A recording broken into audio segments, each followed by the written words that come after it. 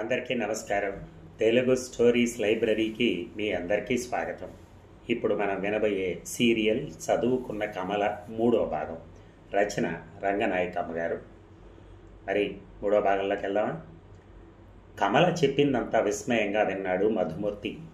నిజంగా నీ చేతిలో సంసారం నడిస్తే ఎంత ప్రశాంతంగా ఉంటుందో కమల అన్నాడు. ప్రయోజనం లేని మాటలు ఎందుకు చెప్పండి. ఇవాళ మనం నలుగురమే ఉన్నాం. 4 ఏళ్లు తిరిగేసరికి మరో 4 ఉంటారు ఇంట్లో. ఈ సంవత్సరం ఇలాగే సాగితే ఆ నాటికి పరిస్థితి ఎంత దిగజారుతుందో ఆలోచించండి. కమల సిగ్గును వెనక్కి నెట్టి మనసులో మాట కాస్త వెల్లడించక తప్పలేదు. నిజమే కమల అన్నాడు మధు భార్య గర్భం కేసు చూస్తూ. కమలకి 7వ నెల. తను తండ్రి కూడా అవుతున్నాడు. ఖర్చులు బాధ్యతలు ఎక్కువ కావట్లా. నీ ఉద్దేశాలన్నీ ఎంతో బాగుంటాయి కమల, కానీ ఆచరించాలంటే నాకేమిటో ధైర్యం చాలనట్టుగా ఉంటుంది. అమ్మ ఏమనుకుంటుందో అనిపిస్తుంది. నిట్టూర్చింది కమల. అనుకుంటే అనుకోనివ్వండి, క్రమంగా ఆవిడే తెలుసుకుంటుంది. తల్లికి లేని వివేకాన్ని కొడుకు నేర్పి అందరి భవిష్యత్తు బాగు చేసుకోవాలన్నది కమల వాదం. అదే ఆ కొడుక్కి అసాధ్యం. అత్తింట్లో కాలు పెట్టిన తర్వాత 1 సంవత్సరంలోనే కమల ఒక నిర్ణయానికి వచ్చేసింది. మధుమూర్తికి బాధ్యతలు తెలిస్తే తప్ప ఇక తమ సంసారంలో మార్పు జరగదని. అడుగడుగున అనుభవం అవుతున్నటువంటి ఆ మనక్లేశం మరో 6 ఏళ్ల పాటు నిత్య నూతనంగా నిరాటంకంగా సాగింది. అవే సమస్యలు, అవే ఇబ్బందులు, అవే చికాకులు, అవే మనస్పర్ధలు, అంతా చర్విత చర్వణం. ఇక 2వ ఏట ఆ ఇంటి సభ్యుల్లో ఒక పసివాడు కలిశాడు.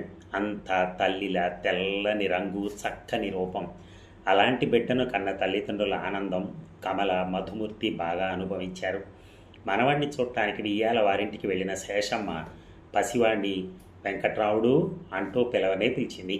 తాతయ్య పేరు పెట్టుకోవటానికి పుట్టావట్రా అంటూ ముద్దులాడింది. నిజానికి అంత పాత పేరు కొడుక్కు పెట్టడం కమలకి కొద్దిగా ఇష్టం లేదు. తన ఉద్దేశం మధుమూర్తి దగ్గర వెల్లడించింది స్పష్టంగా. నిజమే, నాకు బాగాలేదు. కొత్త పేరు ఏదైనా పెడితే బాబు అందానికి తగ్గట్టుగా ఉంటుంది. కానీ ఎలా ఏమిటి? తల్లిదండ్రులు మనకు నచ్చని పేరు మన బిడ్డకు పెట్టి తీరాల్సిన అగత్యం ఏమిటి? అగత్యం అని కాదు, అమ్మా నాన్న ఏమైనా అనుకుంటారేమో. అనుకోనివ్వండి, వాళ్ళ ఉద్దేశాలు మన అభిరుచులు కలిగినప్పుడు ఏం చేస్తాం? అలా కాదు కమల, నువ్వు ఆలోచించు. ఈ సాంప్రదాయం మనకు కొత్తగా వచ్చిందేం కాదు. మనవడికి తన పేరు పెట్టుకోవాలని ప్రతి తాత ముచ్చట పడతాడు. తను చచ్చిపోయిన మనవడి పేరుతో 10 మంది మధ్య ఇంకా బతికే ఉంటానని తృప్తి పడతాడు. పెద్దవాళ్ళు అలా కోరుకోవటంలో తప్పేం లేదుగా. మీకు తప్పేం లేకపోవచ్చు, నాకు మాత్రం ఆ సాంప్రదాయంలో చాలా మూర్ఖత్వం కనిపిస్తోంది. మనిషి తను సంపాదించుకున్న కీర్తి ప్రతిష్టలతోనో మంచితనంతోనో చిరకాలం జీవించగలడు, కానీ తన పేరు ఒక పసికందుకు అంటగట్టి ఆ విధంగా లోకంలో ఉండిపోవాలని ఆలోచించడం అవివేకం. మీ తండ్రి పేరు మీ కొడుక్కి, అలాగే మీ పేరు మీ మనవడికి, మళ్ళీ మీ కొడుకు పేరు వాడి మనవడికి. అంటే మీ తండ్రి పేరు మీ పేరు తరతరాలకి చాలు మీ వంశంలో. ప్రపంచంలోకి కొత్తగా కాలు పెట్టిన పసివాడికి ఒక ప్రత్యేకత ఏమీ ఉండటానికి వీల్లేదు. వాడి కోసం వాడి తాత పేరు, అదే ముత్తాత పేరు, అదే పూర్వీకుడి పేరు, అదేదో కొన్ని తరాలకు ముందే స్థిరపడిపోయి ఉంది. అవునా? ఇంత హృదయం లేని సాంప్రదాయాల కోసం మన ఇష్టాలు ఎందుకు అణుచుకోవాలో చెప్పండి. కమల నిస్సహాయంగా అన్నాడు మూర్తి. నీ ఉద్దేశాలు నేను సమర్థిస్తున్నాను, అంతకుమించి ఏమీ చేయలేను. నన్ను నువ్వు ఎలా అర్థం చేసుకున్నా సరే, తాతగారి పేరు పెట్టలేదేమో అని నలుగురు అడిగితే మా అమ్మ నాన్న చాలా సిగ్గుపడతారు. మనం ఆలోచించినంత వివేకంతో వాళ్ళు ఆలోచించరు కదా. పోనీ నా కోసం, నా తృప్తి కోసం ఈ విషయంలో అడ్డు చెప్పకు. బాబుని రామం అని పిలుద్దాం. అలా పిలిస్తే మోటుగా కూడా లేదు. కమల ఊరుకుంది. బాబు విషయంలో హక్కులు బాధ్యతలన్నీ తన ఒక్కదానివే కావు. బాబు తండ్రి అంతకన్నా ఎక్కువ ఆజ్ఞాపించలేదు తను. సరే నీ ఇష్టం అంది. నీకు నచ్చిందా? నిజం చెప్పు. నచ్చింది, బాగానే ఉంది. వెంకట్రాముడు అనకుండా రామం అని పిలిస్తే బాగుంది. మధుమూర్తి గుండె తేలిక పడింది. కమల ధోరణి చూసి తల్లిదండ్రులతో పెద్ద నిష్ఠూరం వస్తుందని అనుకున్నాడు. ఇక రామం తాతకి నాయనమ్మకి బాగా ఇష్టడే అయ్యాడు. వాడు కుయ్యమనే రాగం ప్రారంభించేసరికి రావుడు ఏడుస్తున్నాడు. అడ్డం వేసుకోవే, వసే కమల పాలియవే అంటూ సలహాలు ఇస్తూ ఉంటారు మామగారు కోడలకి. మనవడు కోడలి ఒళ్ళో పడుకుని పాలు తాగుతుంటే ముసలాయన గదిలోకి వెళ్ళి చిటికెలు వేసి పిలుస్తూ, ఒరే రావుడు ఇలా చూడరా, కడుపు నిండిపోయిందా? నాతో వస్తావా? అలా తిప్పి తీసుకొస్తాను. రామ్మరా, రావాలి మరి అంటూ కోడలకు గజం దూరంలో నిలబడతాడు. కమలకు శరీరం సిగ్గుతో ముడుచుకుపోతుంది. బయట తీసి ఒంటి నిండా కప్పుకుంటుంది. చంటి వెధవ బయటలోంచి తలెత్తి తాతగారి కేసి ఓ బోసిన విసిరి మళ్ళీ తల్లి బయటలో దూరి కాళ్ళు చేతులు తన్నుకుంటూ పాల కోసం తడుముళ్ళాడతాడు. ఇంకా ఆకలి తీరలేదే పసి వెధవకి, అడ్డం వేసుకో తాగని అంటూ ముసలాయన నెమ్మదిగా గదిలోంచి కదులుతాడు. అసహ్యం, కోపం మిళితమై ఉక్రోషంగా మారి కళ్ళమ్మట నీటి బొట్లు బొటబొట కార్చేస్తుంది కమల. లేకి మనిషిలా భావించి తనని అవమానం చేయటం కాదు, తను గంభీరంగా మర్యాదగా మసలటం ముసలాయనికి అర్థం కావట్లేదా? తనలో తను భరించలేని స్థితిలో మాటల మధ్య ఆ ముక్క కాస్త మధుమూర్తితో చెప్పేసింది. నేను పాలిస్తూ ఉంటే ఆయన నా ముందు కూర్చోవటం ఏమిటి అంది కళ్ళ నీళ్లతో. మూర్తి తెల్లబోయాడు. అమ్మతో చెప్పలేకపోయావా అన్నాడు. అది అయింది. అయ్యో, ఆయనకు పసిబాడి ధ్యాస తప్పితే మరేమీ తెలియదే, అంత పాటి బుర్ర ఉందని నువ్వు బాధపడ్డావా అంటూ బుగ్గలు నొక్కున్నారే కానీ ఆయనకి మాత్రం చెప్పలా. 4 రోజుల నుంచి నేను గత్తెలుపులు వేసుకునే కూర్చుంటున్నాను, అయినా బయట నుంచి ఏడుస్తున్నాడు. అడ్డం వేసుకో అంటూ సలహాలు ఇవ్వటం మానరు. మూర్తి చిరాగ్గా నుదురు రాసుకున్నాడు. మన కర్మ భరించాలంతే అన్నాడు. రామం పేరు పెట్టి తెచ్చుకున్న ఆపద ఇది అనుకుంది కమల. ఇక రామానికి 3వ ఏడు జరుగుతుంటే మరో ఆపద వచ్చి పడింది. కమలకు పండు లాంటి ఆడపిల్ల పుట్టింది. ఇంకే చిన్న శేషమ్మ పుట్టింది. పిన్ని గారికి ఎంత సంబరమో అంటూ ప్రభావతి, వనజాక్షి వాళ్ళు హాస్యాలు ఆడుతుంటే శేషమ్మ తెగ మురిసిపోయింది. మా శేషు వస్తే గాని ఇంటికి కళలేదు. బారసాలకెళ్ళి కోడల్ని వెంటబెట్టుకుని వచ్చేస్తాను, శేషమ్మ ఎలా ఉందో చూడాలి వేగిరం అని చాలాసార్లు తల్లి అనటం విన్నాడు మధుమూర్తి. కమలం దగ్గరికి వెళ్ళిన తర్వాత కమల దగ్గరికి పాపకు తన పేరు పెట్టుకోవాలని అమ్మ సరదా పడుతోంది కమల అంటూ పాత సమస్య తీర్చిపెట్టాడు. కమల విస్తుపోయింది. శేషమ్మ అనే? అదే ఏదో శేషరత్నం, శేషామణి, రత్నాలు మణులు కన్నా శేషమ్మే బాగుందిగా కోపం అణుచుకుంది కమల. అవును కదూ, శేషమ్మే సింపుల్గా ఉంది అన్నాడు నవ్వి. మీకేం మతి చెల్లించలేదు కదా? సాధ్యమైనంత చిరాకు పడింది కమల. మగపిల్లలకి ఆయన పేరు, ఆడపిల్లలకి ఆవిడ పేరు పెట్టుకుంటూ పోవాలన్నమాట. కన్నపిల్లకి ఒక నచ్చిన పేరు పెట్టగలిగే సొంత అభిప్రాయం కూడా లేని మనం పిల్లల్ని కన్నందుకు సిగ్గుపడాలి అంది. మధుమూర్తికి జవాబు చెప్పే సాహసం లేదు. కూతురికి శేషమ్మ అని పేరు పెట్టడానికి కమల ఎందుకు తిరస్కరిస్తుందో అతనికి తెలుసు. కాలంతో పాటు అభిరుచులు మారుతున్నాయి. చదువు సంధ్యలతో పాటు నాగరికత పెరుగుతోంది. నచ్చని పాతను విస్మరించి నచ్చే కొత్తను ఆహ్వానించడం పెద్ద విశేషం కాదు, సాహసము కాదు. కమల 100కి 90 పాళ్ళు అభ్యుదయవాది. ఆ సంగతి బాగా తెలుసు మూర్తికి. ఖచ్చితంగా తేల్చి చెప్పేసింది కమల. నా మనస్సుని, నా ఆశని చంపుకొని ఇతరుల మెప్పు కోసం నటించే శక్తి నాకు లేదు. పాపకి శేషమ్మ పేరు పెట్టడం నాకు ఇష్టం లేదు అని. మధుమూర్తి కొంచెం నవ్వుతూ అన్నాడు. నాకు బాగా ఇష్టం ఉంది, మా అమ్మ పేరే పెట్టుకుంటాను నా కూతురికి అన్నాడు. కమల చురుగ్గా చూసింది. మీ కూతురు విషయంలో నాకు ఎలాంటి జోక్యం ఉండకూడదని మీరు అనేస్తే సరే, నేను కలగజేసుకోను అంది. కమల, ఎందుకంత కోపం తెచ్చేసుకుంటావు? గిర్రున 20 ఏళ్లు తిరిగి నీకో మనవరాలు పుట్టి దానికి కమల అని పేరు పెడితే నీకు సంతోషంగా ఉండదు అన్నాడు. ఆశ్చర్యంగా చూసింది కమల. ఇదేనా మీరు నన్ను అర్థం చేసుకుంది? ప్రపంచం పుట్టాక కమల పేరు కొన్ని లక్షల మందికి పెట్టుంటారు. ఇక మీదట ఎంతో మందికి కూడా పెడతారు. ఆ పేరు నా ఒక్కదానికి సొంతం కాదని తెలుసుకునేపాటి వివేకం లేదా నాకు? 2 తరాల తర్వాత పసిబుండకు కమల పేరు పెడితే మురిసిపోతానా అంది. మధుమూర్తి పూర్తిగా ఓడిపోయాడు. సరే, నీ ఇష్టం కమల, నీకు నచ్చిన పేరు ఆలోచించి పెట్టు అన్నాడు. మీ అంగీకారం అక్కర్లేదా?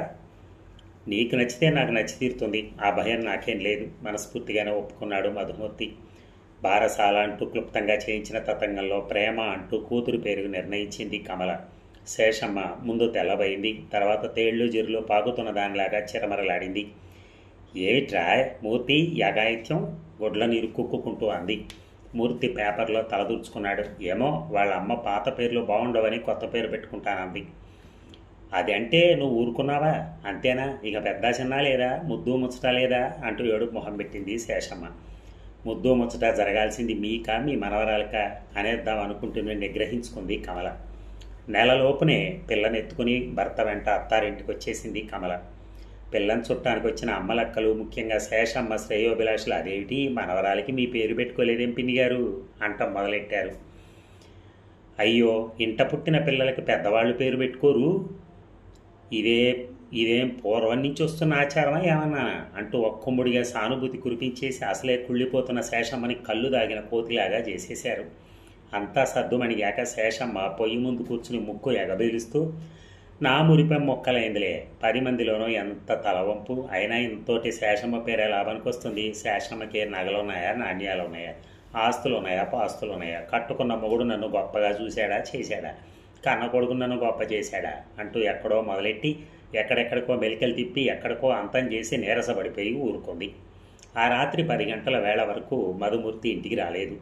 రోజులు గడుస్తున్న కొద్దీ అత్తగారి ప్రవర్తనలో మార్పు బాగా కనిపెట్టగలిగింది కమల. కోడలు ఏదైనా పనిలో ఉన్నప్పుడు చంటిది ఎంత ఏడ్చినా ఆవిడ కన్నెత్తి కూడా చూడటం లేదు. ఎప్పుడూ ఎత్తుకోదు, అంటనట్టే మసలుతోంది. పేరు పెట్టినంత మాత్రాన మనవరాల్ని వెగటు చేసుకున్న అత్తగారి ధోరణి చూస్తుంటే కమలకు ఆశ్చర్యం ముంచుకొస్తోంది. ఓ ఏడాది పాటు ప్రేమ, పెద్దవాళ్ల నీడ కూడా పడకుండా తల్లి ఒళ్ళోనే పెరిగింది. మధుమూర్తి చంటి పిల్లల విషయంలో కొంచెం దూరంగానే ఉంటాడు. అప్పటికీ రామాన్ని మాత్రం కాస్త చేరిక చేసుకుంటున్నాడు. ఏడాదిన్నర దాటకుండానే ప్రేమకు తమ్ముడు పుట్టాడు. చంటివాడు 100కి 100 పాళ్ళు తండ్రి పోలిక, చామాన ఛాయ, పొడుగు చేతులు, పొడుగు కాళ్ళు, ఉంగరాల జుత్తు, ఒత్తుగా కనుబొమ్మలు. మధుమూర్తిలో నిద్రాణమై ఉన్న పితృహృదయం చంటివాడిని చూసినప్పుడు మాత్రమే చలించి గంతులేసింది. కమల, వీడు నా కొడుకు అన్నాడు ఆనందంగా ముద్దులు పెట్టుకుంటూ. కుమార్ అంటూ పిలిచాడు ప్రేమగా. ఆ పేరే వాడికి ఖాయమైపోయింది. 3వ పురిటితో కమల కొంచెం అస్వస్థురాలైంది. చంటివాడికి పాలు చాలని పరిస్థితిలో పోతపాలు ప్రారంభించింది. చంటి మెదవ పెద్ద పిల్లల్లాగా ఆరోగ్యంగా పెరగల. ఎప్పుడు విరోచనాలో, జ్వరమో, కురుపులో క్షణం తీరిక లేకుండా వాడితో సతమతం అవసాగింది కమల. ఆడపిల్ల విషయంలో అత్తగారు బొత్తిగా కలిసి రాదు. కమల కొంచెం ఆలోచించి ఒకసారి పుట్టింటికి ప్రయాణం పెట్టుకుని వెళ్ళి ప్రేమను తల్లి దగ్గర వదిలొచ్చింది. తెగుళ్లతో కుమార్ తండ్రికి బాగా చేరువయ్యాడు. ఓ రోజు కమల చంటివాడికి పౌడర్ అద్ది జుబ్బా వేసి ముద్దు పెట్టుకుంటూ భర్తకేసి కొంటెగా చూస్తూ, ఇక మీరు డాక్టర్ దగ్గరికి పరిగెత్తండి అంది. ఎందుకు? చంటివాడికి ఏమైందో అని కంగారు పడ్డాడు. మనకి పిల్లలు చాలు నవ్వింది కమల. చంపేశావు, గట్టిగా అనుకో, మా అమ్మ వింటుంది. ఏం వింటే? ఈ విషయంలో కూడా మీ అమ్మ సలహా అంగీకారం కావాలా మీకు? నుదురు చిట్లిస్తూ అంది. అబ్బే అది కాదు, ఏది కాదు, ఇది 100కి 100 మాళ్ళు మన ఇద్దరికి సంబంధించినటువంటి విషయం. ఇందులో మరొకరి జోక్యం అనవసరం. నిజమే కానీ వ్యాసక్టిమి అయితే ఏవో కంప్లైంట్స్ వస్తున్నాయని అనుకుంటున్నారే. అవన్నీ డాక్టర్ని, స్పెషలిస్ట్ని అడగండి, పుస్తకాలు చదవండి, బాగా ఆలోచించుకున్న మీదటే ఓ నిర్ణయానికి వద్దాం, అంతేగాని అంటూ దేశంలో దారిద్ర్యం గురించి, కుటుంబ నియంత్రణ గురించి, పిల్లల భవిష్యత్తు గురించి పెద్ద ఉపన్యాసం ప్రారంభించబోతున్న కమల నోరు మూసేశాడు మూర్తి. తల్లి అడుగుల చప్పుడు విని పిల్లలు కాస్త ఎదిగాక కొత్త చికాకులు వచ్చి పడ్డాయి కమలకి. కమల ఎన్నో పుస్తకాలు చదువుతూ ఉంటుంది. కొత్త చదవటం కాదు, పుస్తకాల నుంచి ఎన్నో విషయాలు తెలుసుకుంటుంది. పుస్తకాల విజ్ఞానాన్ని జీవితానికి అన్వయించుకోవాలని ప్రయత్నిస్తుంది. అలాంటి ప్రయత్నాల్లో ఒకటి పిల్లల పెంపకం కూడా. పిల్లల్ని క్రమశిక్షణతోనూ మంచి అలవాట్లతోనూ పెంచాలన్నది కమల తపస్సు. స్వతహాగా పిల్లల తల్లిదండ్రులను విశ్వసిస్తారు, గౌరవిస్తారు, ఏం చెప్పినా వింటారు. కాస్త శిక్షణతో చెప్తే భయంతో అయినా వింటారు. కానీ అలాంటి భయాలతో, ఆజ్ఞలతో లొంగదీసే అవసరం రానివ్వనే కూడదంటుంది కమల. కమల నిరంకుశత్వం పాటించకుండా సామరస్యంగా ఆ ఇంట్లో ఏదీ జరగదు. వీధిలోకి ఏ చిరుతిళ్ళైన అమ్మొస్తే బియ్యం పోసుకుంటుంది శేషమ్మ. పిల్లాడి చేతిలో కొంచెం కొసరు పెట్టయ్యా అంటూ వాడితో నానా హైరాణపడి 4 మరమరాలో, శనగబద్దలో కొసరులు పెట్టిస్తుంది. నాయనమ్మ ఒకవైపు బేరం చేస్తూ ఉంటే రామం అమ్ముకునే వాళ్ళ బుట్టల మీదకి ఎగబట్టడం చాలాసార్లు చూసింది కమల. ఆ విషయంలో కొడుకుని, అత్తగారిని కూడా అనేక సార్లు హెచ్చరించింది కూడా. 1000 ఇళ్ల పూజారిలాగా ఇళ్ళెట్టుకు తిరిగే శేషమ్మ తనొక్కతే తిరక్క అప్పుడప్పుడు మనవణ్ణి వెంటేసుకుపోతోంది. తిరిగి వచ్చి తెగ విసుక్కుంటుంది. బుద్ధి గడ్డి తిని తీసుకెళ్ళాను, కోతి వెధవ.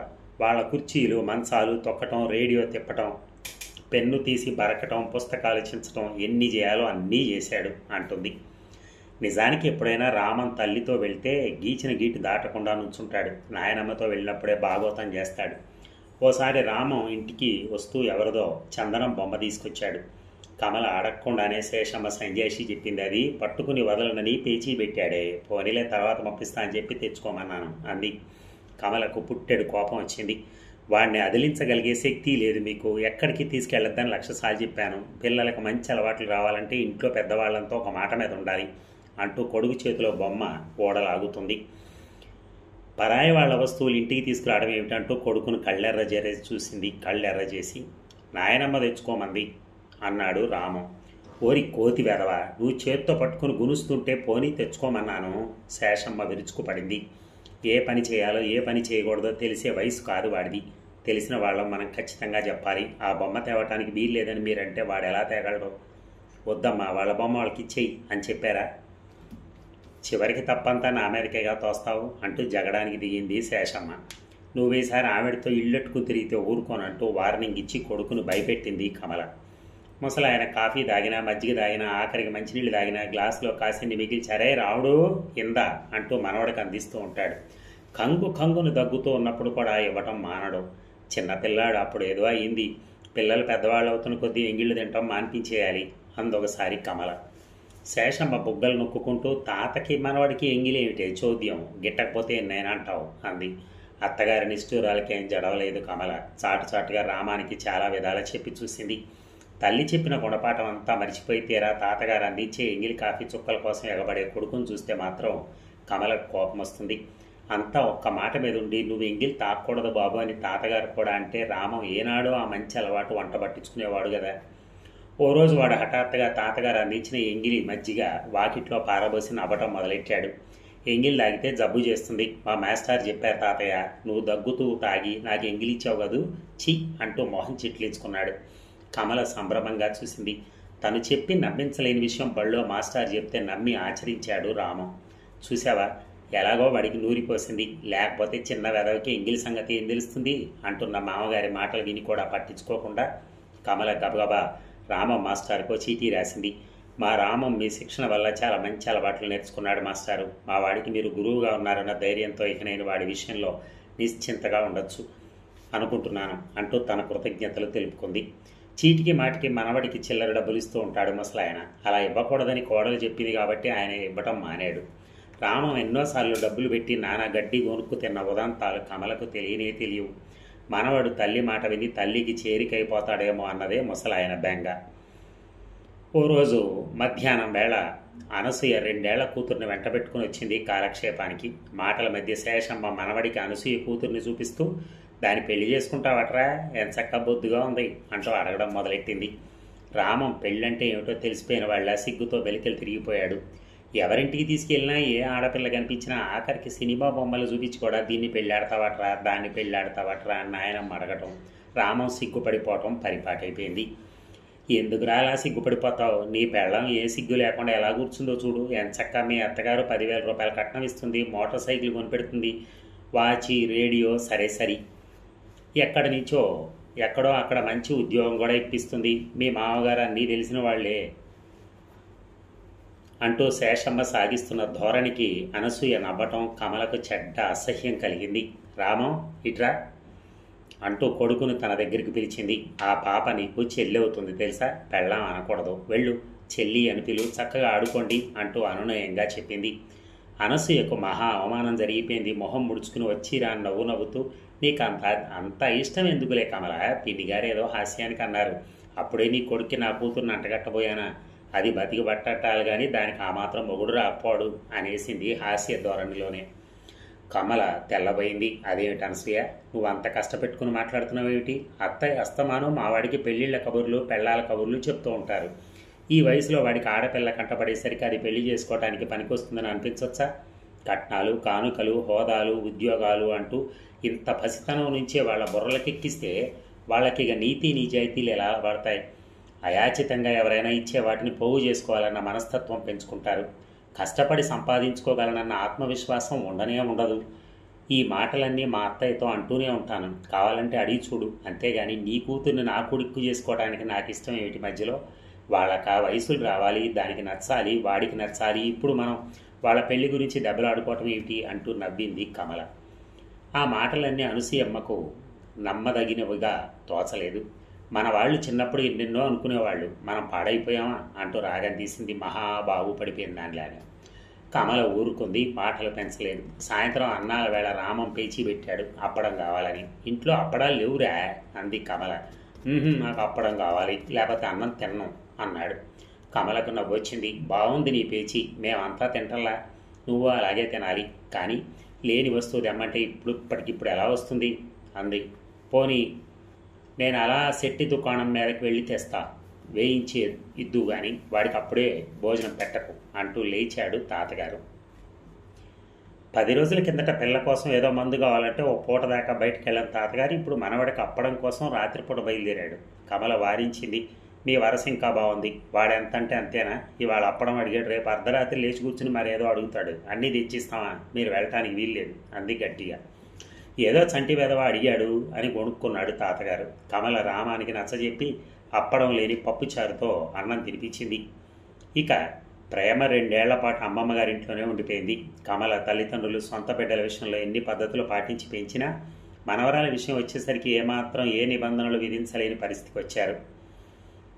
ప్రేమ ఆడింది ఆట, పాడింది పాట. అమ్మమ్మ దగ్గర తాతయ్య దగ్గర ముద్దు ఎక్కువైంది, గారం ఎక్కువైంది. 4 సంవత్సరాల పిల్లకి అలవడాల్సిన శిక్షణ ప్రేమకు అలవడలేదు. అస్తమానం మారం పెట్టి ఆడవటం, చెప్పిన మాట వెనకపోవటం, కూతురు లక్షణాలు అసలు కమలకి నచ్చలేదు. పుట్టింటికి వెళ్ళిన కమల పరిస్థితి అంత అర్థం చేసుకుని తల్లిదండ్రులు చేస్తున్న గారానికి విసుక్కుని కూతుర్ని తనతో తీసుకొచ్చేసింది. ప్రేమ రాక ఇంట్లో కొత్త చికాకులు తెచ్చిపెట్టింది. అమ్మమ్మ దగ్గరికి వెళ్ళే అలవాటు వల్ల నాయనమ్మ దగ్గరికి వెళ్ళబోతే శేషమ్మ చిన్నపిల్లని దగ్గరికైనా తీయకుండా ఏముందమ్మా నా దగ్గర, నాగలా నాణ్యాల, ఈ శేషమ్మ దగ్గర ఏముందని వచ్చావు అంటాం సాధించింది. సంటిపిల్ల నగల కోసం నాణ్యాల కోసం వస్తుందా? ఆ మాటలు దాన్ని ఉద్దేశించి అన్నవేనా అనుకుంది కమల. పిక్కమొహంతో నించునే పిల్లని తాతగారైనా దగ్గరికి పిలవటం చూడలేదు కమల. ఆయన అభిమానం అంతా ఒక్క రామం మీదే. ఒరే రాముడు, నువ్వు ఇలా నా దగ్గర కూర్చో, కబురు చెప్తాను అంటూ వాడిని పిలిచి కూర్చోబెట్టుకుంటాడు. ప్రేమ పిలవని పేరంటంలాగా వాళ్ళ దగ్గరికి వెళ్ళి, తాతయ్య నన్ను మంచం ఎక్కించవు, నువ్వెందుకే ఇక్కడ, వెళ్ళు అని కసిరేస్తాడు ముసలాయన. ప్రేమ వెక్కి వెక్కి ఏడుస్తూ తల్లి దగ్గరికి వచ్చేస్తుంది. అమ్మా, నన్ను తాతయ్య తిట్టాడే అని బావురమంటుంది. నిన్ను తిట్టడం ఏమిటి, ఊరుకో, నేను అడుగుతాలే అంటూ ఊరుకోబెడుతుంది కమల. ప్రేమకు తండ్రి దగ్గర కూడా చనువు లేదు. తండ్రి ఎప్పుడైనా కూతురుని ఎత్తుకునింటే చంటి మీద ఊరుకోడు, కాళ్లకు చుట్టుకుపోయి కింద పడి దొర్లి ఏడుస్తాడు. వాడేడిస్తే మధుమూర్తి సహించలేడు. అక్కడితో ప్రేమను దింపేసి చంటి వాడిని ఎత్తుకుంటాడు. తండ్రి చేతుల్లోంచి దిగిపోయిన ప్రేమ సామ్రాజ్యాన్ని కోల్పోయినట్టుగా బిక్కమొహం వేసుకుని ఓ మూల కూర్చుంటుంది. అది చూడండి ఎంత దీనంగా కూర్చుందో. మరి ఏం చేయను, చంటి వెధవ ఏడుస్తూ ఉంటే? వాడిని నేను ఎత్తుకునేదానిగా. ఊహ తెలిసిన పిల్లల్ని అలా నిరసన చేసి వాళ్ళ కళ్ళెదిటే మరొకళ్ళని గొప్ప చేస్తే ఆ అవమానం వాళ్ళు భరించలేరు. ప్రేమను కూడా దగ్గరికి పిలిచి బొచ్చగించండి. పెద్ద సైకాలజిస్ట్ లాగా మాట్లాడతావు అంటాడు మూర్తి హాస్యంగా. కమల ఎంత ప్రయత్నించినా ప్రేమను ఇంట్లో అందరితోటి కలివిడిగా కలపాలన్న ఆలోచన వ్యర్థమైపోసాగింది. ఓసారి ఆఫీస్ నుంచి ఇంటికొస్తూ మిఠాయి పొట్లం అందించాడు మూర్తి. ఎదురొచ్చిన రామన్ చేతిలో పెట్టేశాడు. నాన్న, నాకు ఇయ్యవా అంది ప్రేమ. ఒరే రాము, దానికి కూడా పెట్టు, ఒక్కడవే తినేసుమా అనేసి బట్టలు మార్చుకోవడానికి గదిలోకి వెళ్ళబోయాడు మూర్తి. ఒరే మూర్తి, పిలిచింది శేషమ్మ నవ్వుతూ. ఎందుకమ్మా? చంటి వెధవ మధ్యాహ్నం ఎన్ని కబుర్లు చెప్పాడనుకున్నావు? నాన్నేలి అంటూ వాళ్ళ అమ్మ ప్రాణాలు తోడేశాడనుకో. కాసేపు కూని రాగాలు తీశాడు, కాసేపు గంతులేస్తూ డ్యాన్స్ చేశాడు, నవ్వలేక చచ్చాం అంటూ సంబరంగా సమాచారం అంతా కొడుకు చెవిన మోసేసింది మెప్పు కోసం. రామన్ తండ్రి ఇచ్చిన మిఠాయి పొట్లం అంతా తన చేతిలో ఉంచుకుని 2 పలుకులు మాత్రం ప్రేమ చేతిలో పెట్టాడు. అది కోపం వచ్చి వాటిని విసిరేసి గొల్లుమంటూ రాగం మొదలెట్టింది. కమల గబగబా వెళ్ళి సంగతంతా తెలుసుకుంది. మామగారి పక్కలోకి వెళ్ళి కూర్చున్న కొడుకుని, రాము ఇలారా, అదంతా నీ ఒక్కడికే అనుకున్నావా అంటూ కోపంగా పిలిచింది. ముసలాయన కలగజేసుకుని, దానికి పెట్టాడు కాదటే, వాడితో దానికి పంతం ఏమిటి? కమల ఆయనకేసి చూడనైనా చూడకుండా కొడుకు చేతిలో పొట్లం ఊడలాక్కుని 2 కాగితాల్లో పోసి పిల్లలిద్దరికీ ఇచ్చింది. నాన్న ఏం తెచ్చినా మీరిద్దరు కలిసి తీసుకోవాలి. ప్రేమ ఎవరో కాదు, నీ చెల్లెలే, తెలిసిందా? చెల్లి నువ్వు ప్రేమగా ఉండాలంటూ అనునయంగా చెప్పింది కొడుక్కి. చెల్లెలు రాకముందు ఇంట్లో ఏకఛత్రాధిపత్యం చేసేవాడు రామం. ముఖ్యంగా చెల్లెలకి తిండిలో వాటా పెట్టడం వాడికి ఏమంత నచ్చలేదు. కానీ తల్లి భయంతో కిక్కురు అనకుండా ఊరుకోవడం తప్ప చేయగలిగింది ఏమి లేదు వాడికి. పిల్లలు స్వతహాగా ధర్మబుద్ధితో పాటు విశాల గుణంతోటి ఉండరు. ధర్మబుద్ధితోటి విశాల గుణంతో ఎవళ్ళకి అందింది వాళ్ళు తినేయాలనే కోరిక, మంచివన్నీ తమకే కావాలన్న స్వార్థం ఉంటాయి. వాళ్ళ వయసుకు అది అపరాధం కాదు. ఏది మంచో ఏది చెడో తెలుసుకోగల శక్తి వాళ్ళకు ఉండదు. అన్నీ ఆలోచించగలిగే పెద్దవాళ్ళు నయానో భయానో చెప్పి పిల్లల చెడ్డతనాన్ని క్రమంగా తగ్గిస్తూ ఉండాలి. ఆ ఇంట్లో పెద్దవాళ్ళకు ఆలోచనే తోచదు. రామాయణంలో పిడకల వేటలాగా శేషమ్మ చిన్న తగు తెచ్చిపెట్టింది.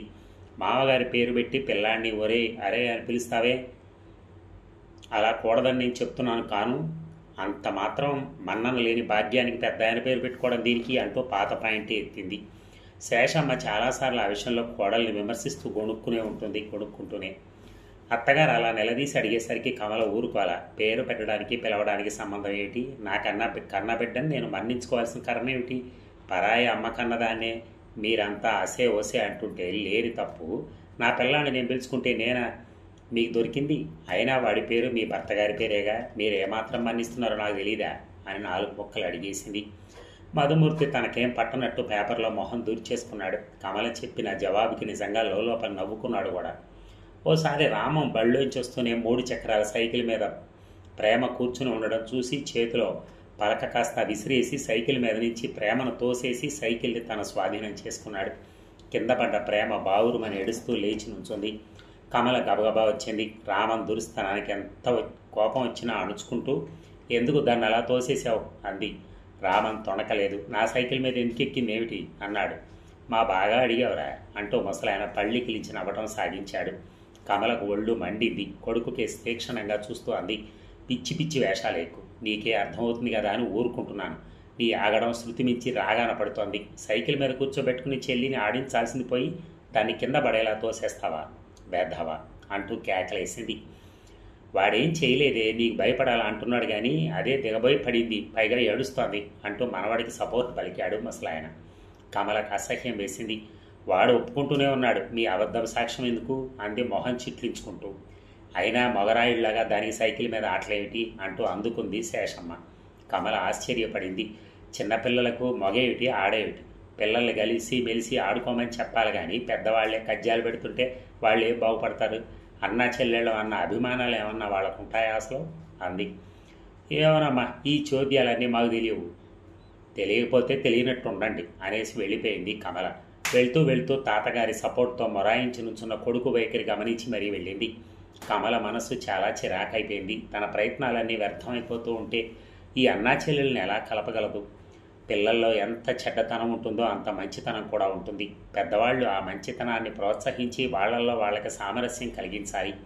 ఇంట్లో ఉన్న పెద్దవాళ్ళకి బొత్తిగా ఏకాభిప్రాయం లేకుండా ఒకళ్ళు ఏటికి మరొకళ్ళు కోటికి లాగితే మంచి జరగదు సరిగదా, చెడ్డ తయారై కూర్చుంటుంది. పిల్లల్లో నిర్లక్ష్యం పెరుగుతుంది, మొండితనం అలవడుతుంది, భయభక్తులు నశిస్తాయి.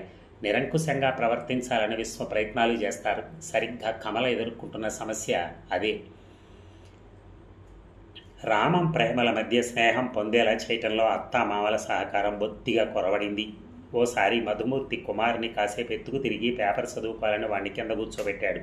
వాడు కూర్చోనని మొరాయిస్తుంటే ఓ బిస్కెట్ ఇచ్చాడు. తమ్ముడి చేతిలో బిస్కెట్ చూసిన ప్రేమ నిర్భయంగా అది కాస్త ఓడలాక్కుంది. చంటి వెధవ కెవ్వుమన్నాడు. అదిగో పసి వెధవను పడదోసి బిస్కెట్ లాక్కుందిరా దొంగమ్మండ అంటూ కొంప ముంచుకుపోతున్నట్టు అరిచాడు ముసలాయన. చంటివాడు కుక్కబెట్టి ఏడుస్తుంటే కూతురు మీద కోపం వచ్చేసింది మధుమూర్తికి. ఇంకా చూస్తావేరా, 2 అంటించగా తగలి అంటూ మిర్రం చూస్తూ కొడుక్కి కర్తవ్యం బోధించాడు ముసలాయన. వెనక ముందు ఆలోచించకుండా కూతురు గౌను గుప్పెటతో పట్టుకుని చెళ్ళున చెంపల మీద అంటించాడు మధుమూర్తి. భయంతో బెదిరిపోయి గొల్లుమంది ప్రేమ. ముసలాయన కేకలతో వరండాలోకి వచ్చిన కమల క్షణాల మీద జరిగిపోయిన ఆ సంఘటన చూసి అచేతనంగా నిలబడిపోయింది. తండ్రి గౌను వదలగానే తల్లి దగ్గరికి పోయి కాళ్లకు చుట్టేసింది. కూతురు తల ఆతరంగా నిమురుతూ ఒకసారి భర్త కేసు చూసి కూతురిని గదిలోకి తీసుకుపోయింది కమల. ఆ గందరగోళంతో చంటివాడు నోరు గట్టేశాడు. ఆవేశం తగ్గిపోయిన మధుమూర్తి చేసిన పనికి సిగ్గుపడిపోయాడు. భార్య కళ్ళల్లో కన్నీళ్లు స్పష్టంగా చూసి పశ్చాత్తాపంతో సతమతం అయిపోయాడు. ఏడ్చి తల్లి ఒళ్ళోనే నిద్రపోయింది ప్రేమ. దాన్ని పరుపు మీద పడుకోబెట్టి లేచింది కమల. మూర్తి లోపలికొచ్చి పరుపు మీద నిద్రపోతున్న కూతురు కేసు తదేకంగా చూశాడు. ప్రేమ బాగా ఏడ్చిందా? నేరం చేసిన వాళ్ళే అడిగాడు. కమల కాసేపు ఊరుకుని అంది, లేదు. భార్య ముభావంగా ఉండడాన్ని మూర్తి సహించలేకపోయాడు. చాలా తొందరపడ్డాను కమల అన్నాడు. మనం ఎంత తొందరపడ్డా పర్వాలేదు, పిల్లలు ఏడ్చి ఊరుకుంటారు కానీ మనల్ని అడగరు. మూర్తి సిగ్గుపడిపోయాడు. తనలాగే కమల కూడా తొందరపడితే రామాన్ని ఎన్నిసార్లు దండించాల్సి ఉండేదో బాగా తెలిసింది ఆ క్షణం. నిజమే, కమల ఎన్నోసార్లు అంటుంది, పిల్లలు తెలియకే తప్పులు చేస్తారు, పెద్దవాళ్ళు తెలిసి వివేకంతో వాళ్ళని సరిదిద్దాలి, అంతేగాని ఆవేశాలు కోపాలు తెచ్చుకుని పిచ్చుక మీద బ్రహ్మాస్త్రంలాగా పిల్లల్ని పట్టుకుని సావబాస్తే వాళ్ళు ఏమైపోతారు, ఎవరికి చెప్పుకుంటారు? నిద్ర లేచిన కూతుర్ని ప్రేమగా ఎత్తుకుని తిప్పాడు మధుమూర్తి వీపు నిమురుతూ. కూతురు తండ్రికి చేరువైంది. ఓసారి కమల అంది, ప్రేమ చిక్కిపోతుంది, లోపల బెంగ పెట్టుకుంటుందేమోనని నాకు భయంగా ఉంది. బెంగ పెట్టుకోవటం ఏమిటి? దానికి పెద్దవాళ్ళ దగ్గరే బాగా అలవాటు. ఇక్కడ నాయనమ్మ తాతగారు దాన్ని చేరదీయటం లేదు. రామం కూడా దాని దగ్గరికి చేరనివ్వటం లేదు. ఏం చేసినా ముసలు ఆయన కసరటం, అదేడుస్తూ పడుకోవటం అలవాటైపోయింది. పోనీ కమల, ఆయన తత్వం అలాంటిది, ఏం చేస్తాను చెప్పు? అవును, ఆ సంగతి మీకు తెలుస్తోంది, నాకు తెలుస్తోంది. మరి పిల్లలకి ఎలా తెలుస్తుంది? వాళ్ళ మధ్య సామరస్యం ఎలా ఉంటుంది? వాళ్ళకి కావాల్సింది ప్రేమ. అది లోపిస్తే వాళ్ళ మనస్తత్వాలు దారుణంగా మారచ్చు. కమల సైకాలజిస్ట్లా మాట్లాడుతుందని మధుమూర్తి హాస్యం చేయలేదు. ఆ సైకాలజీ గురించి తను కూడా కొంచెం ఆలోచించాడు. ప్రేమను గురించి నువ్వేం బాధపడకు కమల, తల్లిదండ్రులం మనం ఉండగా దానికి ఎప్పుడూ లోటు రాదు అన్నాడు. కమల సంభ్రమంగా చూసింది. బిడ్డల విషయంలో తండ్రి అలాంటి శ్రద్ధ వహిస్తాను అంటే ఏ తల్లైనా సంతోషిస్తుంది, తృప్తి పడుతుంది. అవుననుకోండి, అయినా దాని ప్రపంచం అంతా మన ఇద్దరితోటే లేదు కదా అంది. మధుమూర్తి కొడుకును పిలిచాడు. బుజ్జగిస్తూ చెప్పాడు, చెల్లితో నువ్వు జట్టుగా ఉండటం లేదు కదా? చెల్లి మన ఇంట్లోనే ఉంటుంది, కానీ ఎక్కడికి పోతుంది చెప్పు? చక్కగా మీరిద్దరు కలిసి ఆడుకోవాలి, కలిసి బళ్ళోకి వెళ్ళాలి, అమ్మ చెప్పినట్టు వినాలి అంటూ ఓ పావుగంట బాగా నచ్చజెప్పాడు. ఏది, మీరిద్దరూ జట్టుగా నుంచోండి అంటూ నవ్వుతూ అన్నా చెల్లెల చిన్నారి చేతులు కలిపి ఇద్దరికీ స్నేహం కుదిర్చాడు. తండ్రి ప్రతి విషయానికి కలగజేసుకోడు. కలగజేసుకుని చెప్పాడు అంటే దాన్ని మేరటానికి వీల్లేదు. ఆ సంగతి రామానికి తెలుసు. రావే చెల్లి, ఆడుకుందాం అంటూ ప్రేమగా తీసుకుపోయాడు రామం. తండ్రి చూస్తూ ఉండగా దాన్ని సైకిల్ తొట్టిలో కూర్చోబెట్టి ఇల్లంతా ఉత్సాహంగా తిప్పాడు. కమల హృదయం చల్లబడింది. కానీ ముసలాయనకు ఆ దృశ్యం కంటకింపయింది. ఒరే రాముడు, నీకు ఒక కథ చెప్తా ఇలారా అంటూ మనవాడిని ఆదరంగా పిలిచాడు. నేను రాను, చెల్లి నేను ఆడుకుంటున్నాం, మా నాన్న ఆడుకోమన్నాడు అంటూ సైకిల్ విసురుగా తొక్కుకుంటూ పోయాడు రామం. పిల్లల దృష్టిలో తండ్రికి ఎంత విలువ ఉంటుందో తెలుసుకోగలిగాడు మధుమూర్తి. కమల వేదాంతినిలా ఉంది అంది. కొంతకాలానికి మనం ఇద్దరం ఉండం. అప్పుడు పిల్లలు వాళ్ళలో వాళ్లే ఆప్తులై ఆ లోటు భర్తీ చేసుకుంటూ ఉంటారు. అందుకే తోడబుట్టిన వాళ్ళు అభిమానాలతో ఉండాలంటారు. భార్య మొహంలో చిత్రమైన తృప్తి చూశాడు మధుమూర్తి. ఒక్క ప్రేమ విషయంలోనే కాదు, రామం విషయంలోనైనా మామగారికి ఉన్న అనురాగం ఏ కోవకి చెందిందో కమలకు అర్థం కాదు. పిల్లల సహజమైన లక్షణాలన్నీ ఆయనకి చాలా విరుద్ధంగా కనిపిస్తాయి. వాళ్ళు తుళ్ళుతూ గెంతుతూ అల్లరి చేస్తూ ఆడుకుంటూ ఉంటే ఆయన బొత్తిగా సహించలేడు. మొహం అంతా నోరు చేసుకుని, కోతి వెదవాలారా, వేదవాళ్ళరి మీరు నువ్వు మూల కూర్చుంటారా లేదా అంటూ మంచం మీద నుంచి లేచి పిల్లల్ని ఇల్లంతా తరుముతాడు.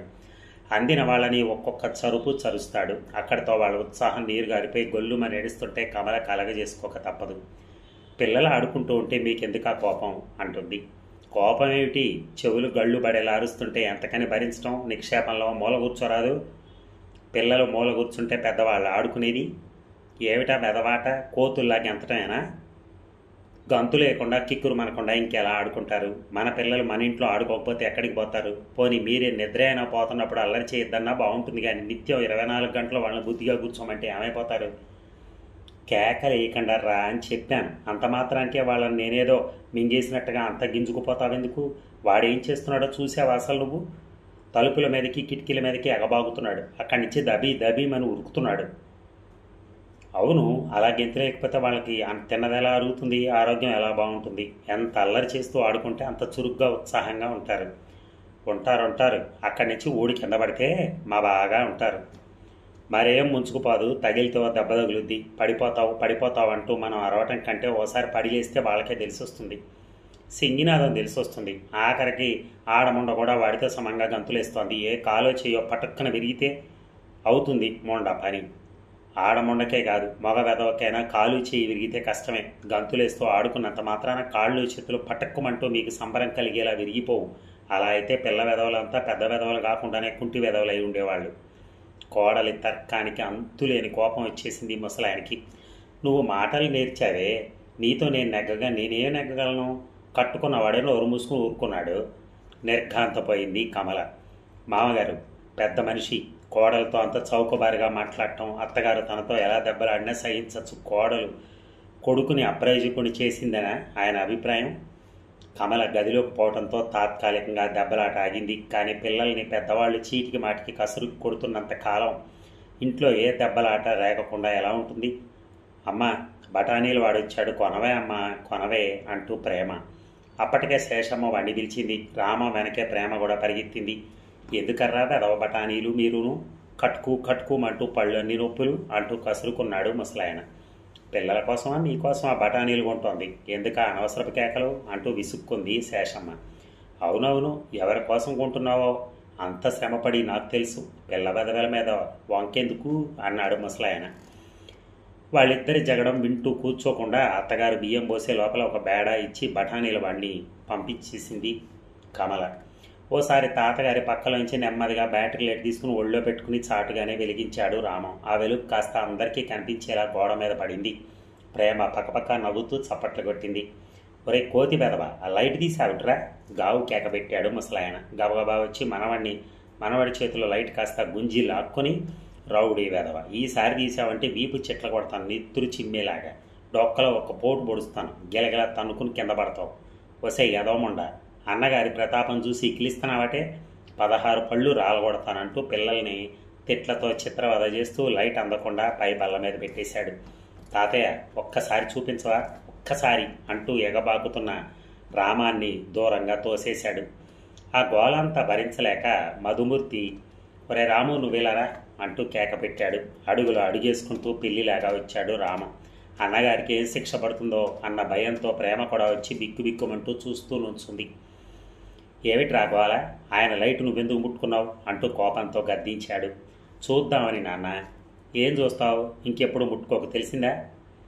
అలా అడుగు ఎదవని గడ్డిపెట్టు, ఆ మొండొకతే వాడికి సాయం అంటూ అక్కడికి వచ్చాడు ముసలాయన. పిల్లలంటే మీకెందుకింత గిట్టనివ్వరు అని మధుమూర్తి అడిగేస్తే ఎంత బాగుండు, అది చేతగాని.